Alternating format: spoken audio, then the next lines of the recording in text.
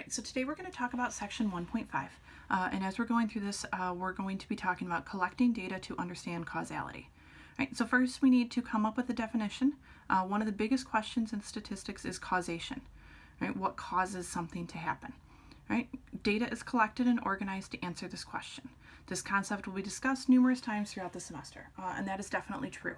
Right, as we go through the semester, I can think of multiple different times in multiple different chapters where we're going to bring up this idea of causation. Right, so causation, causality,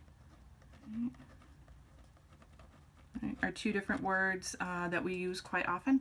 Causality is what causes something to happen. Questions are usually formed as what-if questions. So that's one way we can kind of generally see questions being asked about causality. We generally try to answer causality questions in three ways: anecdotes, observational studies, and control experiments. So the next few videos that we're going to have in this section, we're going to look a little more in depth into these three different ways to answer this question. Right, before we do that, just a few other vocab words that we need to go through and define. So treatment versus outcome variable. So the treatment variable is whether or not a specific treatment is used. Right?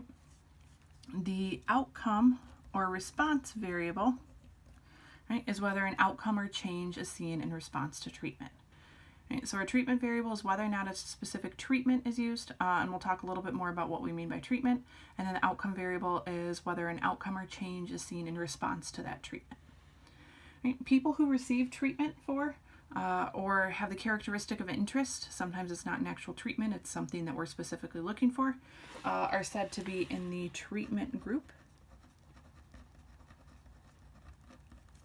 Those who do not receive the treatment or do not have the characteristics of interest are said to be in the control group.